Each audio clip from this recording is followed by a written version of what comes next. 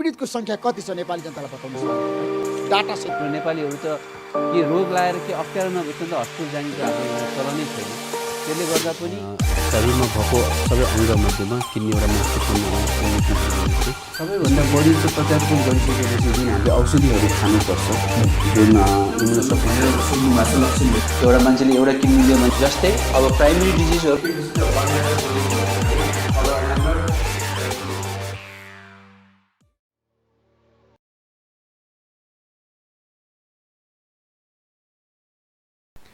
Okay हरेक वर्ष 29 सेप्टेम्बरमा चाहिँ हामी वर्ल्ड हार्ट डे मनाउँछौँ। So basically world heart day चाहिँ किन मनाउने हो त डाक्टर प्रशान्त? नमस्कार, म डाक्टर प्रशान्त बज्राचार्य, एक मुटु रोग विशेषज्ञ। धन्यवाद प्रश्नको लागि डाक्टर अर्चन। अब खास यो वर्ल्ड हार्ट डे चाहिँ हरेक वर्ष हामी सेप्टेम्बर 29 को दिन रेगुलरली मनाइरहेका छौँ। यसले हामीलाई मुटु स्वास्थ्यको बारेमा सबैलाई जनचेतना जगाउने र मुटु रोग सम्बन्धी सबैलाई अवगत गराउने तथा यसको उपचार विधिबारे सबैलाई सिकाउने हिसाबले हामीले यो हरेक वर्ष मनाइरहेका छौँ। सो 29 सेप्टेम्बर चाहिँ स्पेसिफिकली त्यो डेट चाहिँ किन त? के एनी विशेष के कारणले त्यस्तो केही छ र? रेगुलरली मनाइरहेको हिसाबले नै हामी गरिन्छ।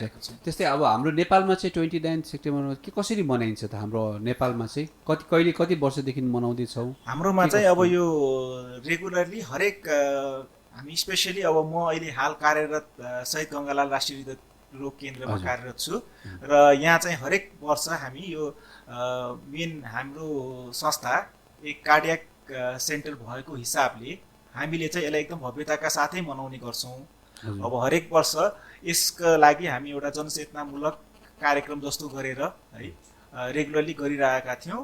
अब 1-2 वर्ष यो कोभिडले गरेर अलिकति डिस्टर्ब चाहिँ भएको हो, तर यो पालि फेरि हामी यसमा एउटा अब पहिला जस्तो फुल फ्लेजेडमा त हामी जान सकेका छैनौँ, तर पनि एउटा सानो कार्यक्रम चाहिँ हामीले अर्गनाइज गरिरहेका छौँ जसमा चाहिँ हामी अब यो मुटु रोग सम्बन्धी नेपालमा भइरहेका क्रियाकलापहरूको बारेमा एउटा छोटो जानकारी दिने हिसाबले प्लस एउटा जनचेतनामूलक कार्यक्रम है मानिसहरूलाई सबैलाई के छ अहिले मुटु रोगको नेपालको परिस्थिति कस्तो छ यो सबैको बारेमा सानो जानकारी दिने हिसाबले हामी कार्यक्रम चाहिँ गर्नेवाला छौँ।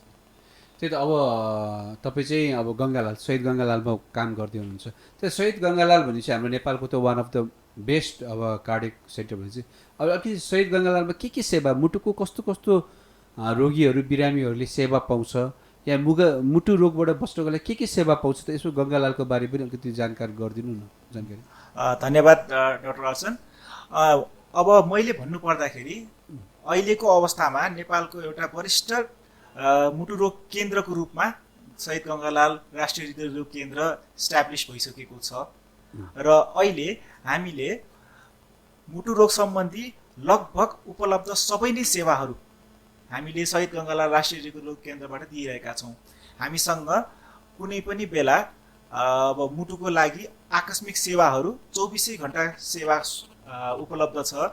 अब जुन इमर्जेन्सीमा सबैभन्दा मुटु रोग भन्ने बित्तिकै नै हामी हार्ट एट्याक भनेर नै बुझ्छौँ नि है। अब हार्ट एट्याक भएर आउँदाखेरि सबैभन्दा राम्रो उपचार विधि भनेको प्राइमेरी एन्जियोप्लास्टी भन्छौँ।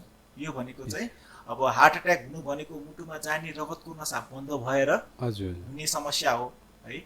यस्तो अवस्थामा चाहिँ तुरुन्तै हामीले त्यो रगतको नसालाई खोल्न सक्यौँ। त्यो नसालाई चाहिँ हामीले खोल्न सक्यौँ भने सबैभन्दा राम्रो पछिसम्मको लागि राम्रो हुने एउटा फल पाइन्छ है, बिरामीको स्वास्थ्यको लागि राम्रो हुने। र त्यो सेवा हामीले बिरामी आउने बित्तिकै नै इमिडिएटली दिने सुविधा इमर्जेन्सीमै राखेका छौँ। यो लगायत अरू मुटु सम्बन्धी कुनै पनि प्रकारको इमर्जेन्सी आयो भने हामी त्यसको लागि रेडी नै रहेर 24 घण्टा सेवा हुन्छ। हाम्रोमा एउटा कार्डियोलोजिस्ट र एउटा कार्डियक सर्जन 24 घण्टा स्ट्यान्ड बाई हुन्छ गङ्गालालमा। कुनै इमर्जेन्सी अपरेसन गर्नु परेको अवस्थामा पनि त्यो सेवा उपलब्ध छ। अब इमर्जेन्सी बाहेकका ओपिडी सेवाहरू हामीले लगभग दैनिकै हिसाबमा चलाइरहेकै छौँ।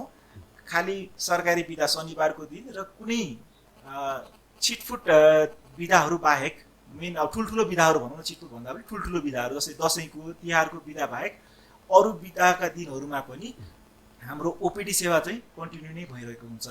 हजुर त्यसका साथै साथै अब अपरेसनको सेवाहरू पनि मुटुको सबै अपरेसनहरू लगभग विश्वस्तरीय लेभलका अपरेसनहरू सबै नै हाम्रो नेपालमा गङ्गालालमा उपलब्ध छ। डाक्टर प्रशान्त बज्राचार्य वरिष्ठ कार्डियोलोजिस्ट गङ्गालालको। तर डाक्टर प्रशान्त बज्राचार्य डाक्टर चाहिँ किन बन्नु भयो त? तपाईँको डाक्टर बन्ने इन्सपिरेसनहरू यसमा अलिकति भन्नुहोस् न। अब खास एक्चुअली यो अब कुरा भन्नु पर्दाखेरि अब डाक्टर किन बन्ने भन्दाखेरि एकदम तपाईँलाई सुन्दाखेरि अलि हाँसो लाग्ला हैन? हजुर हजुर। तर कस्तो भन्दाखेरि यो एउटा ट्रेन्ड नै थियो भन्नु पर्ला है एक्चुअली भन्नु पर्दाखेरि। हजुर हजुर। हामी अब स्कुलहरू पढ्दाखेरि होइन फर्स्ट हुने मान्छे चाहिँ ठुलो भएर के बन्छस् भन्दाखेरि 2टा कि 3टा अप्सन्स हजुर डक्टर इन्जिनियर पाइलट नै थियो। त्यही ट्रेन्डलाई फलो गर्दा गर्दै नै अब एसएलसीहरू दिइसकेपछि अब के पढ्ने त भन्दाखेरि अब डक्टर बन्ने त होला नि भन्ने त्यसरी चाहिँ सुरु भएको हो।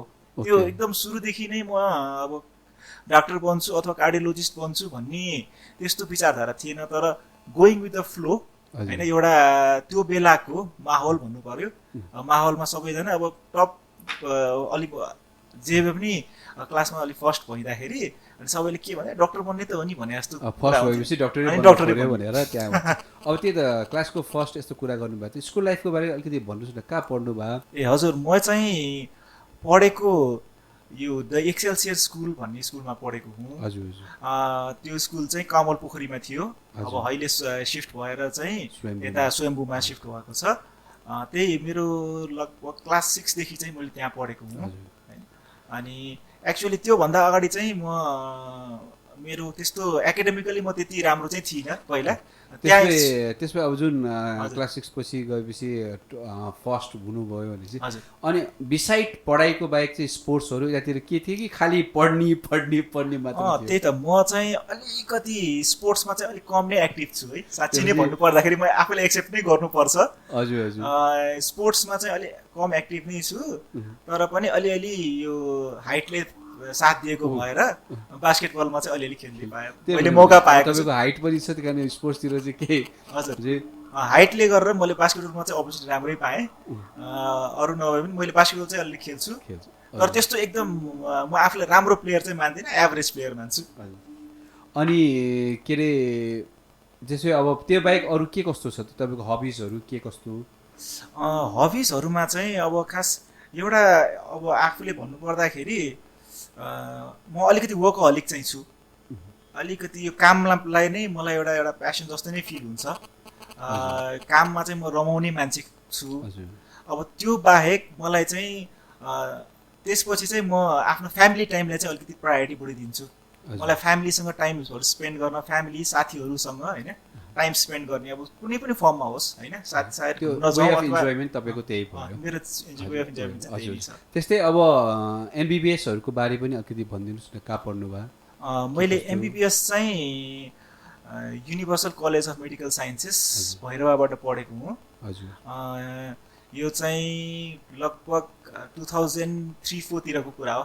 त्यो बेलामा चाहिँ मैले उताबाट एमबिबिएस गरेको हुँ। अब त्यसपछि कार्डियोलोजी मास्टर्स त तपाईँले ढाका युनिभर्सिटी बङ्गलादेशमा ढाकामा गर्नुभयो। त्यो त हजुर, यो त तपाईँ नै तपाईँसँग थाहा भइहाल्यो, हाम्रो भेटघाट भएको नि त्यही ठाउँमा भयो। हजुर हजुर। मलाई अब सोध्नु भएको छ, तपाईँ प्रशान्त बज्राचार्य जुन युनिभर्सल कलेजमा पढ्नुभयो होइन, त्यहाँनिर if you go remember the first day के जुन एमबिबिएस जीवनको पहिलो दिनमा गएर तपाईँले त्यहाँ जानु मौका पायो होइन, या अपर्च्युनिटी भयो, या अब भनौँ न यतिकै कुरा गर्दा चाहिँ त्यहाँ पुगेपछि if you meet Prashant Bajracharya then उहाँलाई चाहिँ के एडभाइस दिन चाहनुहुन्छ? अब अहिलेको आजको स्थितिमा तपाईँको अब यो अहिलेको लाइफ के कस्तो छ छँदैछ, तर 2003 भनेको लगभग 20 इयर्स ब्याक भनौँ न, 18 to 20 इयर्स ब्याकमा गएर चाहिँ त्यहाँ चाहिँ डक्टर चाहिँ नभनौँ प्रशान्त बज्राचार्यलाई भेटेको बेलामा चाहिँ तपाईँ what do you want to advise him or what? अझै पढ होइन, यही कन्टिन्यू गर या छोडिदे, देयर इज अदर राम्रो अपर्च्युनिटीहरू छ, के कस्तो गुड ब्याड एनिथिङ के भन्न चाहनुहुन्छ? अब म त्यस्तो त भन्दिनँ अब नगर भनेर, किन भन्दाखेरि whatever happens for good जस्तो लाग्छ। अब अहिलेसम्म यसो सोच्दाखेरि अप्स एन्ड डाउन्स त सबैको लाइफमै आउँछन्। हजुर। तर जे भएको छ यो राम्रै भएको छ जस्तो लाग्छ मलाई है, मेरो विचारमा। र अब त्यो टाइमकोमा जाने फर्कन पाउँदाखेरि फर्केर होइन अब आफूलाई नै अब के गर भन्ने एडभाइस दिने भन्दाखेरि आफूलाई चाहिँ अलिकति कस्तो भन्दाखेरि लिभ यर लाइफ अलि फुल्ली लिभ गरे भए अझ बेटर हुन्थ्यो कि होइन किनभने अहिले आफूलाई चाहिँ यसो सोच्दाखेरि त्यो बेलामा अलिक बढी नै आफूलाई धेरै प्रेसरमा राखिन्थ्यो कि होइन एउटा पर्फर्मेन्स गर्नुपर्छ भन्ने एउटा प्रेसर हुन्छ नि त एउटा एज अ स्टुडेन्ट लाइफमा यु हेभ टु पर्फर्म भन्ने जस्तो एउटा जुन थियो नि त्यो चाहिँ त्यति चाहिँ नचाहिँदो रहेछ है आखिरमा ultimately you achieve your goals होइन but along the way you also have to enjoy your life भन्ने कुरा चाहिँ मलाई अलिकति फिल चाहिँ त्यो एडभाइस दिन्छु जस्तो लाग्छ होइन आई डिड एन्जोय अहिले फर्केर हेर्दाखेरि साथीहरूसँग अझ बढी गर्न पनि सकिन्थ्यो कि किन भन्दाखेरि अब मैले भन्नु किन भन्दाखेरि अब प्रोफेसनल लाइफमा झन् गाह्रो हुँदो रहेछ यो ओके अब इन्जोयमेन्टको कुरा भइहाल्यो होइन इन्जोयमेन्टको सदा अब यङ एजमा इन्जोयमेन्ट भन्दा मैले फ्यु डेज ब्याक होइन म नेपालगञ्जमा थिएँ त्यहाँनिर भेट्दा एउटा 20-21 वर्षको मान्छे हस्पिटलमा आएर अनि के भयो एक्सपायर किन हार्ट एट्याक भएर एक्सपायर भनेर अब एज अ डक्टर म भएको भएर एकजना मान्छेले के डक्टर 21 वर्षको मान्छे पनि हार्ट एट्याक भएर मर्छ र भनेर एउटा क्वेसन सोध्नु भयो कि सो क्यान यु एक्सप्लेन 21 वर्षको मान्छेलाई के कस्तो हो त अब यो कुरा चाहिँ अब एक्ज्याक्टली त्यसको सिनारियो म तपाईँसँग अलिकति सोध्न चाहन्छु होइन उसको हार्ट एट्याक भएर मृत्यु भयो भन्ने भयो त्यसकोमा त्यस्तो हार्ट एट्याक भएको एभिडेन्सहरू त्यस्तो केही थियो होइन त्यो चाहिँ म डक्टरसँग पनि कन्सल्ट गरेको थिएँ फिजिसियन अनि त्यहाँबाट चाहिँ म्यासिभ एमआई नै भनेर भन्नुभयो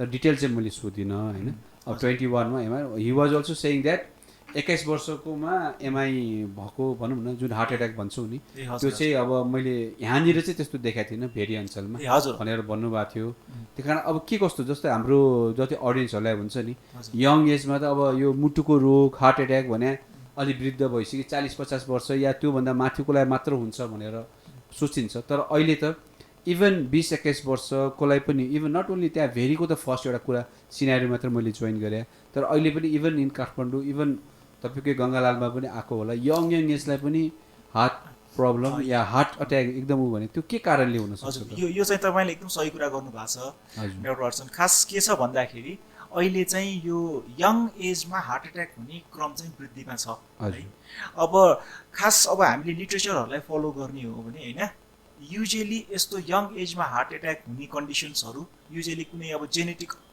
डिसिजहरू होइन जस्तो कि अब हामी जुन जेनेटिकल जुन फ्यामिलियल हाइपर कोलेस्ट्रोलेमियाहरू कन्डिसन भन्छौँ नि जस्तै कि जन्म त्यो फ्यामिलीमा हेरिडेटरी कारणले नै होइन कोलेस्ट्रोलहरू बढी हुने है यस्तो कन्डिसनहरू भयो भने चाहिँ होइन अलि यङ एजमा पनि हार्ट एट्याकहरू हुनसक्छ है अब यस्तो कन्डिसनहरू स्पेसिफिक कन्डिसन हुनुपर्छ यसको लागि केही न केही है अथवा यङ एजमा अहिलेकोमा ट्रेन्डमा देखिएको होइन एउटा इम्पोर्टेन्ट कन्डिसन भनेको ड्रग अब्युजहरू होइन अब यो ड्रग अब्युज गर्नेहरूकोमा होइन ड्रग अब्युज भन्नाले ड्रग कसैले त्यो कोकेनहरू युज गर्छ भन्छ नि होइन उहाँहरूले त्यस्तो यङ एजमा त्यो कोकेनहरू युज गर्दा कोकेनले गरेर नसामा चाहिँ रगतहरू जमेर हार्ट एट्याक गराइदिन्छ है अब हार्ट एट्याक हुने त मैले भनिहालेँ नि मुटुमा जाने रगतको नसाहरू बन्द भएर हुने हो अब त्यो बन्द हुने नसा चाहिँ अब कि त ब्लक हुनु पर्यो होइन ब्लक हुने भनेको त विथ एज बिस्तारै बिस्तारै बन्द हुने हो त्यसैले हार्ट एट्याकहरू युजली होइन 40 पछि नै हुन्छ भन्छ नि होइन अहिलेको खास तर अहिले पनि कम एजमा हुने भनेको अब यस्तो ड्रग्सहरू कोकेनहरू युज गर्दाखेरि त्यो रगत नसाहरूमा रगत जमेर हार्ट एट्याक पनि हुनसक्छ अनि एउटा अहिले रिसेन्टली देखिएको ट्रेन्ड भनेको है यो तपाईँले जुन 21 वर्ष भन्छ यो 21-22 वर्षको पेसेन्टहरू होइन गङ्गालालमा पनि आइसकेका छन् 2-3 जनै आइसकेका छन् हार्ट एट्याकै भएर आइसकेका छन् है अब अहिलेकोमा एकदम नराम्रो यो अब मोडर्नाइजेसन भन्नु पर्यो है अब मोडर्नाइजेसनको इफेक्ट भनौँ मान्छेहरूमा चाहिँ यो स्मोकिङहरू बढिरहेछ होइन अनि यो स्मोकिङ चाहिँ एउटा एकदमै सिग्निफिकेन्टली स्ट्रङ रिस्क फ्याक्टर छ है हामीले देखेको धेरै जसो पेसेन्टहरू जो हार्ट एट्याक भएका छन् होइन एउटा कमन फाइन्डिङ भनेको स्मोकिङ हुन्छ कि अनि पहिला जुन देखिन्थ्यो नि 35-40 भन्दा अगाडिको हार्ट एट्याक भएको पेसेन्टहरू रेयर देखिन्छ तर आजकल होइन बिलो 35 हार्ट एट्याक भएर आउने पेसेन्टहरू कमन भइसकेका छन् हजुर हजुर है मतलब भर्खरको मान्छे जस्तो देखिन्छ होइन 30-35 वर्षको मान्छेहरू त धेरै नै हार्ट एट्याक भएर आइरहनु भएको छ यसमा एकदमै प्रमुख कारण देखिएकोमा चाहिँ एउटा स्मोकिङ अनि स्ट्रेसफुल लाइफस्टाइल। स्ट्रेस यो चाहिँ हाम्रो अब हार्ट एट्याककोमा समस्या भएको है, एकदम समस्या गरिरहेको चाहिँ यो स्मोकिङ र स्ट्रेसफुल लाइफस्टाइल चाहिँ अहिले प्रमुख कारक जस्तो लाग्छ है। किनभने अब रिस्क फ्याक्टरहरू त धेरै छन् होइन, तर अहिलेको कन्डिसनमा मान्छेहरूको अब अभियसली अब मोडर्नाइजेसन भन्यो, सबैको लाइफस्टाइल अब अलिकति स्ट्रेसफुल झन् स्ट्रेसफुल हुँदैछ नि त। यो स्ट्रेस र स्मोकिङले चाहिँ एकदम ठुलो रोल खेलिरहेको जस्तो लाग्छ है। ओके, सो हामी चाहिँ अब if you want to say होइन के गर्दा 5वटा इम्पोर्टेन्ट कुराहरू, जस्तै यङ्स्टर होस् या ओल्ड एजहरूलाई चाहिँ 5वटा इम्पोर्टेन्ट कुराहरू जो गर्दा चाहिँ आई थिङ्क उहाँहरूको चाहिँ हार्ट हेल्दी हुन्छ। What do you want to advise them कि इन अ जेनरल कि जुन मुटुको बिरामी मात्र नभएर। हजुर होइन, यो कुरा चाहिँ सबैभन्दा इम्पोर्टेन्ट कुरा नै यही हो है। किन भन्दाखेरि मुटु रोग लाग्नुभन्दा अगाडि मुटु रोगलाई लाग्न नदिनु, हजुर, यो हाम्रो प्रायोरिटी हुनुपर्छ। हजुर, किन भन्दाखेरि रोग लागेपछि त धेरै कुरा धेरै गाह्रो हुन थाल्छ कि, किनभने अब मुटु भनेको त यस्तो अङ्ग हो जुन जन्मेदेखि नमरेसम्म चलिरहेको छ होइन। यसमा कुनै समस्या आयो भने यसले हाम्रो शरीरको हरेक अङ्गलाई अफेक्ट गर्छ है। डाक्टर साहब पनि मृगौला रोग विशेषज्ञ डाक्टर साहब हुनुहुन्छ, तपाईँले देख्नु भएकै छ। हाम्रो त डायलिसिस र ट्रान्सप्लान्ट छ होइन, त्यही त, अनि त्यो त डायलिसिस ट्रान्सप्लान्ट मात्र भएन नि, मुटु रोग अलिकति हुने बित्तिकै त्यो घुमाइ फेरि किडनीमा फेरि त्यसले असर गरिहाल्छ है। त्यो हिसाबले सबैभन्दा 1 नम्बर कुरा म चाहिँ प्रिभेन्सनमा जोड दिनुपर्छ भन्छु। हजुर है, त्यस्तो प्रिभेन्सनमा के प्रिभेन्सन भन्दाखेरि सुरुदेखि नै है आफ्नो मुटुलाई हेल्दी राख्नको लागि सबैभन्दा इम्पोर्टेन्ट भनेको खानपानमा ध्यान दिनु पर्यो। अर्को भनेको लाइफस्टाइल है, लाइफस्टाइलले चाहिँ धेरै स्ट्रेसफुल गर्नु हुँदैन होइन, र एक्टिभ लाइफस्टाइल चाहिन्छ है। हामीले रेगुलर एक्सर्साइजहरू गर्ने बानी गरौँ। त्यसपछि आफ्नो लागि मुटुको त्यस्तो केही लक्षणहरू छ कि छैन, रेगुलर स्क्रिनिङ चाहिँ सुरु गर्नुपर्ने हुन्छ। अब फर इक्जाम्पल होइन, अब मुटु सम्बन्धी के समस्या हुनसक्छ भन्ने कुरा त अब मान्छे धेरैलाई थाहा हुन थालिसकेको छ। छाती दुख्ने, सास बढ्ने, मुटुको धड्कनहरू बढ्ने, खुट्टाहरू सुनिने, यस्तो किसिमको लक्षणहरू देखियो भने आफूलाई इभ्यालुएट गर्नुपर्छ। यो मात्र नभएर अब त अहिले कस्तो ट्रेन्ड आइसक्यो भनेपछि अब लगभग 40 पछि होइन, 35-40, अब त खास 40 भन्छौँ हामी भन्न चाहिँ, तर अहिलेको जुन ट्रेन्ड देखिरहेछौँ त्यो ट्रेन्ड देख्दाखेरि त अलि अर्ली पनि सुरु गर्नुपर्छ कि रेगुलरली यसो वर्षको एकचोटि चाहिँ आफ्नो एउटा हेल्थ चेकअप चाहिँ रेगुलर गराएको राम्रो। हेल्थ चेकअप त आई थिङ्क 40 लाई पर्खिनु पर्दैन, सानो आई थिङ्क। हजुर त्यही त, अब अहिलेको अवस्थामा साँच्चै भन्यो भने अब रेगुलरली स्टार्ट गर्ने बेला भइसक्यो जस्तो लाग्छ। किनभने 21 वर्षको अघि हार्ट एट्याकको कुरा गर्यो, तिनीहरूले गर्दा चाहिँ त्योहरू गर्नुपर्छ। त्यस्तै अब प्रिभेन्ट, जस्तै अघि तपाईँले भन्नुभयो smoking is a very big risk factor. हजुर, त्यही कारण त्यो स्मोकिङ बाहेक अरू के रिस्क फ्याक्टर्सहरू छ त? जस्तै म एउटा कुरा भनिहाल्छु, एल्कोहल पहिला भन्थ्यो मुटु बलियो राख्नलाई चाहिँ अलिकति एल्कोहल खानुपर्छ भनेर, यसमा पनि अलिकति इम्फाइसिस दिएर भनिदिनुहोस् न। होइन, खास यस्तो चाहिँ के छ भन्दाखेरि होइन, अल्कोहलले त्यस्तो भनेर होइन, एउटा दुईवटा सानो तिनो यो स्टडीहरू होइन जुन चाहिँ राम्रोसँग भ्यालिडेट भएको छैन है। हजुर, त्यो हिसाबले त्यो रक्सी चाहिँ मुटु बलियो बनाउनलाई रक्सी खाने भन्ने चाहिँ एकदम मैले कतै पनि त्यो एक्ज्याक्टली त्यो त्यस्तो पाएको छैन कि रक्सी खाएर मुटुलाई रक्सी खानु हुँदैन। होइन, खानु कस्तो भन्दाखेरि अब एउटा कुरा म के भन्न चाहन्छु भन्दाखेरि धेरै बिरामीहरूले भन्नुहुन्छ कि डाक्टर साहब पुरा बन्द गर्नै सकिँदैन होइन, हाम्रो त सगुनमै, अब म पनि नेवार हो होइन, हाम्रो त सगुनमा त्यो रक्सी त खानै पर्छ नि होइन। त्यो खानुपर्छ भने सगुनको लागि खानुहोस् होइन, तर जुन हामी धेरैको बानी हुन्छ, मैले धेरैमा मान्छे खाएपछि नढलेसम्म खाने त्यो बानी चाहिँ त्याग्नुपर्छ। अब हामीलाई इन्टरनेसनल गाइडलाइनहरूले नै भनेको छ नि होइन, एउटा लिमिटमा खाने। लिमिटमा खाने भनेको एउटा अब त्यो सोसियलाइज हिसाबमा खानु भयो, तर त्यो आफ्नो लिमिटभन्दा बढी चाहिँ खानु नहुने। मतलब सोसियलाइज भन्दाखेरि खास 1-2 पेकले फरक परेन, एक्ज्याक्टली भन्नु पर्दाखेरि 1-2 पेक एभ्री डे चाहिँ होइन, तर एभ्री डे चाहिँ होइन है, फेरि त्यो सोसियली हो। हजुर, सोसियली कहिले किनकि 1-2 पेक मैले आई हेभ आफ्नै फ्यामिली मेम्बर्सहरू या साथीभाइहरू पनि कुरा गर्छन्, डक्टरले त अलिअलि खानुहुन्छ भनेको छ, तर मैले भन्छु अलिअलि खाने, तर कहिले त एभ्री डे होइन नि। मैले भन्छु रक्सी खानु ठिकै छ, रक्सी अलिअलि कहिले खाँदा राम्रो, तर रक्सीले चाहिँ तपाईँलाई नखाओस् भनेपछि अघि एज यु सेड आफू खुट्टा नटेक्नेसम्म त खानु त्यसै हजुर हजुर यो ट्रेन्डलाई चाहिँ हामीले छोड्नु पर्छ। हजुर हजुर त्यही त अब के भयो अघि तपाईँले भने जस्तो नेवारहरूको कुरा गर्नुभयो हजुर इभन होइन हाम्रो त जातले दिएको भनेर दिस इज भेरी बिग अनि रङ टर्म युज के हजुर जुन म धनगढीतिर जाँदा पनि उतातिर पनि थारूहरू समुदायहरू हुन्छ हामी त थारू चौधरी भएर हामीले त खानै पर्छ भने जस्तो गरेर भन्छौँ इभन सबै यताउता गऱ्यो अनि मैले भन्छु आई थिङ्क तपाईँहरूको यो चाहिँ तपाईँ राख्सी तपाईँको बानी हो होइन त्यसलाई चाहिँ अब जात उनीहरूलाई चाहिँ दोष नदिनुहोस् न हजुर तपाईँले अघि सगुन भने सगुन भने त अलिकति पो हो त हजुर त्योभन्दा खाइराख्ने त होइन होइन हजुर, जस्तै एल्कोहल एन्ड स्मोकिङ चाहिँ भेरी बिग त्यो बाहेक अरू एक्सर्साइज चाहिँ कस्तो एक्सर्साइज गर्दा चाहिँ मुटु बलियो हुन्छ हजुर यो एक्सर्साइजमा चाहिँ म अब कसरी बुझौँ भन्दाखेरि है अब कोही कोही बिरामीहरू आउनुहुन्छ नि होइन मेरो काम अफिसमा मेरो काम भनेको होइन अब कसै चाहिँ अब कोही कोही मान्छेहरू चाहिँ हिँडिराख्नुपर्ने हुन्छ नि मेरो त हिँडिराख्नुपर्छ मेरो एक्सर्साइज एकदम पुग्छ भन्ने कुरा गर्नुहुन्छ कि तर कस्तो भन्दाखेरि एक्सर्साइज गर्दाखेरि एउटा मोडरेट इन्टेन्सिटी एक्सर्साइज भन्छौँ कि हामी मोडरेट इन्टेन्सिटी चाहिँ पुग्नुपर्ने हुन्छ एक्सर्साइजको फर इक्जाम्पल अब मुटुकै कुरा गर्दाखेरि हाम्रो जुन नारीको गति हुन्छ नि है हाम्रो नर्मली नारीको गति 70-80को हाराहारीमा भइरहेको हुन्छ त्यो चाहिँ केही नभए पनि हाम्रो 10देखि 20% बढ्नुपर्छ है आजकल त अब स्मार्ट वाचको जमाना आइसकेको छ हाम्रो स्मार्ट वाचमा यसो हेऱ्यो भने पनि हामीलाई क्लियरली थाहा भइहाल्छ कि कति छ हाम्रो मुटुको चाल होइन त्योमा चाहिँ एक्सर्साइज गर्दाखेरि केही नभए पनि 10-20%ले हाम्रो मुटुको चाल बढ्नुपर्छ है अलिअलि स्यास्या होस् अलिकति मुटुको चाल बढोस् यसरी गरेको एक्सर्साइज मात्र इफेक्टिभ हुन्छ र एक्सर्साइज गर्दाखेरि पनि एटलिस्ट दिनको 30 मिनट जति एक्सर्साइज गर्ने होइन र कम्तीमा पनि हप्ताको 5 दिन एक्सर्साइज कन्टिन्यू गरौँ आइडियली हामी एरोबिक एक्सर्साइज भन्छौँ होइन धेरै त्यो स्ट्रेनियस एनारोबिक एक्सर्साइज भने त्यो स्ट्रेनियस एक्सर्साइज जुन भन्छ नि अब जिमहरू गऱ्यो होइन एकदम हेभी एक्सर्साइजहरू त्यो भन्दा पनि एरोबिक एक्सर्साइज जस्तै कि अब जगिङ गर्ने होइन स्विमिङ साइक्लिङ यस्तो यस्तो एक्सर्साइजहरूमा जोड दियो भने राम्रो हुन्छ अनि म बिरामीलाई चाहिँ अझ के सल्लाह दिन्छु भन्दाखेरि भएसम्म यही गर्नुहोस्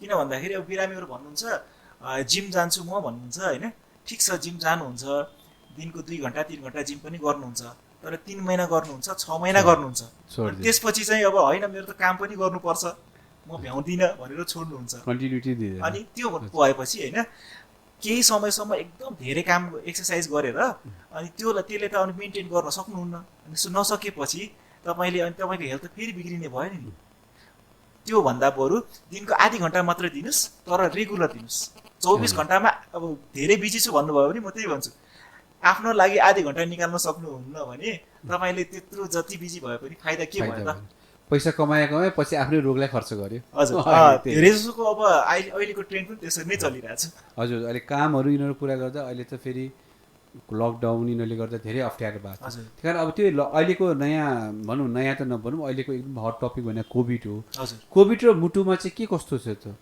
अब यो त अब सबैलाई नै थाहा भएकै कुरा हो हजुर हजुर के छ भन्दाखेरि कुनै पनि किसिमको दीर्घ रोग अब मुटु रोग पनि त्यसबाट चाहिँ छुट्टै छैन बाँचित छैन कुनै पनि यस्तो दीर्घ रोगीलाई कोभिड लाग्यो भने त्यसले चाहिँ खराब परिणाम निकाल्ने सम्भावनाहरू चाहिँ बढी छ हजुर अहिलेको अवस्थामा पनि त्यही नै देखिरहेको छ होइन खास कोभिडले गरेर जेनरल पपुलेसनमा भयो भने अब मृत्युहरू हुन सक्ने सम्भावना भनेको 1देखि 3% भन्दा बढी छैन भन्ने कुरा छ अब विश्वको रेकर्डहरू हेर्ने हो भने पनि होइन पिक्चर हेर्दा पनि 9-10% मोर्टालिटी देखिएको छ र रिसेन्टली अब यो हाम्रो यो जुन गङ्गालालको कार्यक्रममा पनि होइन हामीले त्यो एउटा पब्लिस पनि गर्न लागिरहेछौँ गङ्गालालमा पनि हामीले स्टडी गरेका थियौँ मुटु रोगीहरूमा होइन कोभिड भयो भने कस्तो रहेछ त आउटकम भनेर हेर्दाखेरि हाम्रोमा देखिएकोमा लगभग 20-22% बिरामीको मृत्यु भएको छ कोभिड लाग्दाखेरि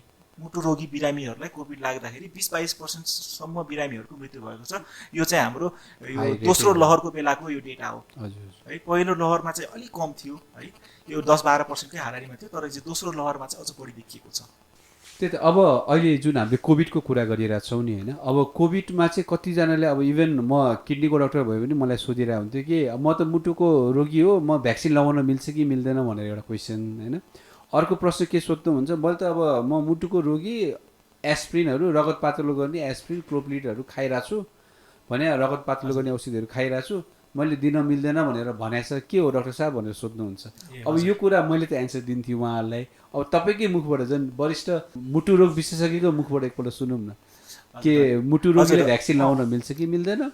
दोस्रो, एस्प्रिन यो जुन औषधि खानेले भ्याक्सिन लगाउन मिल्छ कि मिल्दैन? होइन, यो कस्तो भन्दाखेरि अब भनिहालेँ नि, कोभिडले सबैभन्दा बढी डरलाग्दो परिणाम ल्याउन सक्ने नै अब मुटुरोग बिरामीहरूमा हो भनेपछि होइन, उहाँहरूले झन् भ्याक्सिन नलिने त कुरै हुँदैन। एकदम उहाँहरूलाई त भ्याक्सिन लिनै पर्छ है। अब एउटा कुरा के छ भन्दाखेरि मेन रगत पातलो गर्ने औषधिहरूको कुरा हो। रगत पातलो गर्ने औषधिहरूको कुरा किन आइरहेको छ भन्दाखेरि, रगत पातलो हुँदाखेरि के हुन्छ भन्दाखेरि अब हामीले कुनै पनि इन्जेक्सन दियौँ अथवा केही घाउ भयो भने रगत पातलो छ भने ब्लिडिङ बढी हुन्छ। त्यही त अब इन्जेक्सन दिँदाखेरि त्यो रगत पातलो भइरहेको हुँदाखेरि त्यो ठाउँमा इन्जेक्सन दिएको ठाउँमा रगत जमेर केही गाह्रो होला कि भन्ने त्यो रिस्क भएको भएर चाहिँ यो अलिकति विचार पुर्याउनु पर्ने हो।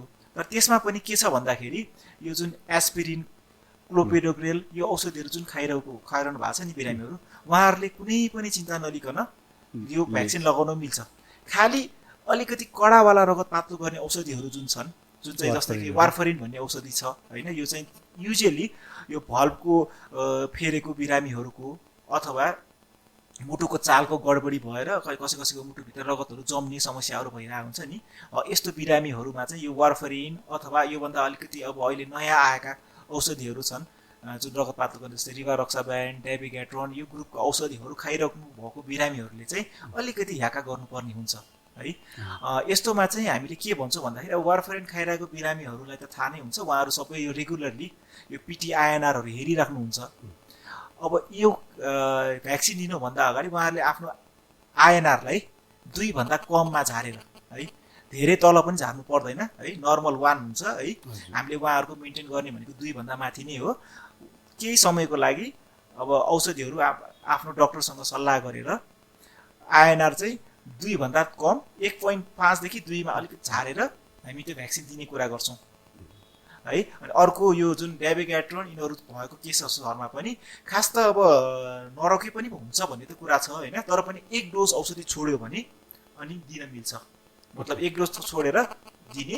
अनि अर्को एउटा एकदम इम्पोर्टेन्ट कुरा भनेको भ्याक्सिन लगाइसकेपछि जुन यो मिच्ने काम गरिन्छ नि, त्यो मिच्नु चाहिँ हुँदैन। किन भन्दाखेरि त्यो मिच्यो भने चाहिँ बरु त्यहाँ रगत जम्मा हुने सम्भावना बढ्छ। भ्याक्सिन खोप लायो, चक्क थिचेर राख्यो अनि एकछिनपछि छोडिदियो, त्यति गर्यो भने त्यो रगत जम्मा हुने सम्भावना हुँदैन। त्यसैले भ्याक्सिन लगाउन मिल्छ। त्यही त एकदम कोभिडको बिरामीले हजुर भ्याक्सिन लगाउनै पर्छ, मिल्छ, हजुर लगाउन मिल्छ अनि लगाउनु पर्छ पनि पर्छ हजुर।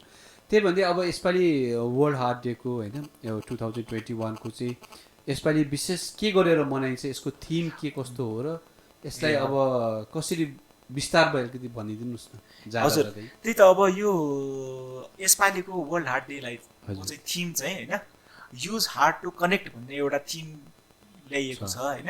अब किन भन्दाखेरि अब अहिलेको यो स्पेसली यो कोभिड आइसकेपछि होइन सबै कुरा डिजिटलमा गइसकेको छ है, धेरै जसो सबै कुराहरू डिजिटलमा गइरहेछ।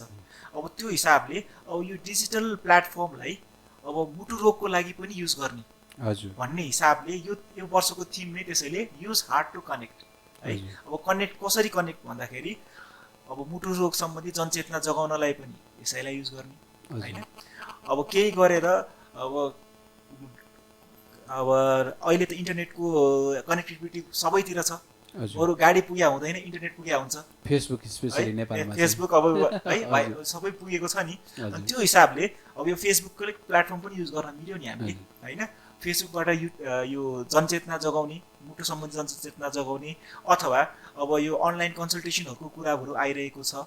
अब अनलाइन कन्सल्टेसन गरेर दूरदराजका पहाडका गाउँहरूकोमा होइन जहाँ मुटु रोग विशेषज्ञ डाक्टर साहबहरू हुनुहुन्न होइन, त्यो ठाउँमा पनि अब के गर्न सकिन्छ भन्दाखेरि उहाँ त्यहाँ भएको अब डक्टर हुनुहुन्छ भने डक्टर नत्र स्वास्थ्य कर्मीहरू जो हुनुहुन्छ उहाँहरू थ्रु होइन मुटु रोगी केही त्यस्तो भयो भने अब यो टेलिमेडिसिनको सेवा, त्यसरीबाट पनि मुटु रोग सेवा दिने, यो कुराहरूलाई चाहिँ यसपालिको यो वर्ल्ड हार्ट डेमा यसलाई चाहिँ फोकस गरौँ भन्ने हिसाबले नै मनाउने तर्खर चाहिँ चलिरहेको छ। ओके भनेपछि अब हाम्रो फेसबुक टिकटकहरूबाट पनि जब चलाउने, जस्तै यो अहिले पोडकास्ट विथ डक्टर अर्चन, यो पोडकास्टबाट पनि जुन तपाईँले आएर आफ्नो टाइम दिनुभयो, यसले गर्दा पनि हाम्रो अहिलेको एटलिस्ट सम पिपलहरूमा चाहिँ यसले जनचेतना अवश्य नै पुर्याउने भन्दै आजको हाम्रो यो पोडकास्ट विथ डक्टर अर्चनबाट बिदा माग्दैछु।